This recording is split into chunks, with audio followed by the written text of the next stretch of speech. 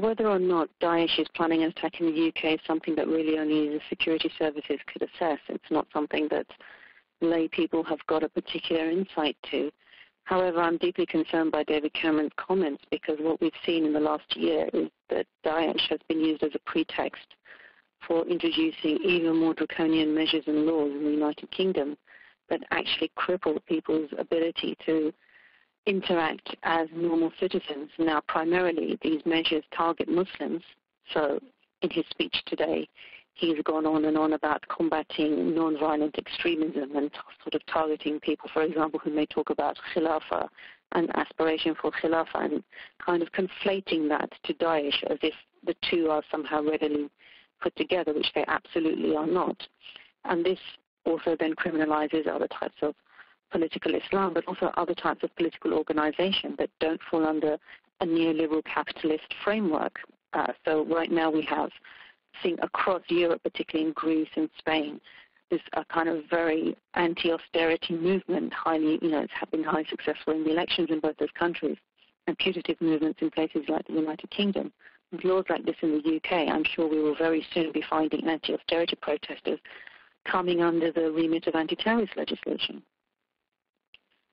We've seen time and again that the victims of Daesh, the primary victims of Daesh, are Muslims, whether they are Sunni, Shia, even Salafi, and people living in what we call the Middle East, in those countries where Daesh is effective.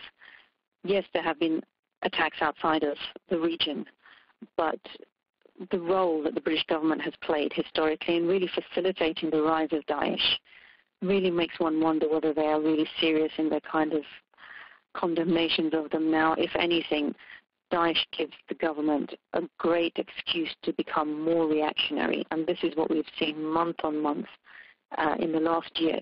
These measures have accelerated at a phenomenal rate. They've been going on for well over 18 years now, but we've seen in the last year an institutionalization of both second-class citizenship for Muslims in terms of the new laws that have been introduced, but also the institutionalization of a spying state, a security state, a Stasi state, where right now we have laws in this country where doctors and teachers from next week and other public sector workers will be obliged by law to inform on people that they might suspect on any basis of being a radical. If they do not, they can face up to 5 years in prison.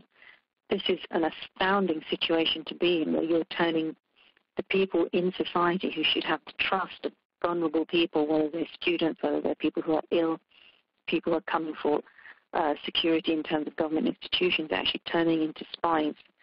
And yes, right now the Daesh card is making it very easy for people to accept this because of the fear factor. But ultimately, this is something that is going to affect every single citizen and resident of the United Kingdom. David Cameron keeps playing up the idea of those who are the enemies of Britain and enemies of democracy, and people who are creating the idea of us and them, and yet at the very same time, in every speech he's given, in every guidance that's being given, and in fact the laws that are being created, it is the British government who's creating a them and us culture. And the them are Muslims, the them are those who are protesters, the them are people who support the Palestinians, the them are people who are eventually also going to be targeted because they are anti-austerity and anti the economic traumas that the country is going through, that are going to be targeting a lot of opposition. They already are. And the us and them culture comes only from the top, nowhere else.